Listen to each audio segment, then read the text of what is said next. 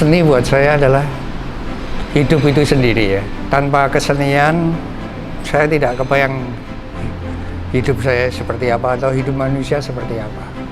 Halo, saya Agus Suwage dan ini adalah Theater of Me.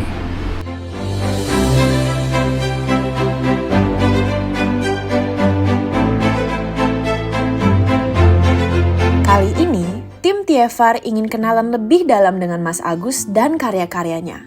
Ini adalah Dissecting Agus Suwage. Artists are not born, they are made. Pernah kepo nggak sih gimana ceritanya Mas Agus Suwage yang tadinya anak DKV, sekarang jadi perupa? Yuk kita simak ceritanya. Bagaimana awalnya Mas Agus bisa memutuskan untuk mau bikin karya lewat karya seni? Saya berpendidikan dan mengambil mata pelajaran kuliah fakultas di seni rupa dan desain dan memilih jurusan desain. Kemungkinan karena saya merasa ada sesuatu yang masih kurang lost, supaya mungkin komunikasi saya atau inspirasi saya atau apapun itu unek-unek saya bisa lebih lepas dan lebih lost. Ada nggak sih faktor lain atau cerita lain yang mendorong Mas Agus untuk akhirnya menjadi full time artist? Saya pikir yang lebih mendorong memang dari diri saya sendiri ya. Alamiahnya saya ada, taruhlah kalau bahasa klise, panggilan hati gitu ya, mungkin gitu ya. Walaupun saya nggak terlalu pasti, tapi saya pikir itu benar-benar dari pribadi saya sendiri, saya memilih. Jadi tidak ada unsur lain yang mendorong lebih besar daripada diri saya sendiri. Mungkin kalau dalam satu kata, karya-karyanya Mas Agus pengen ngomongin apa sih? Masalah dunia. Ini dua kata ya. Masalah dunia? Iya, mungkin masalah di mana saya hidup ya. Siap, nggak apa-apa. Folk itu namanya folk orbis, suara dunia. Folk mortis, folk orbis. Vox mortis, suara kematian, ada suara dunia. Mungkin itu suara dunia itu bisa, ya saya berkomentar karena saya hidup, saya mengomentarin yang saya lihat di kehidupan. Vox mortis, vox orbis, suara kematian dan suara dunia. Selama kurang lebih 30 tahun berkarya, ratusan karya milik Agus Suwage memiliki identitas dan pesan tersendiri. Tetapi pastinya setiap perupa memiliki tantangan sendiri dalam berkarya. Kira-kira tantangan Mas Agus apa ya? Kira-kira 15 tahun atau dari awal 95 sampai 2005.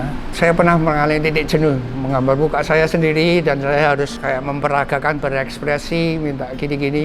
Saya merasa bosan dan jenuh.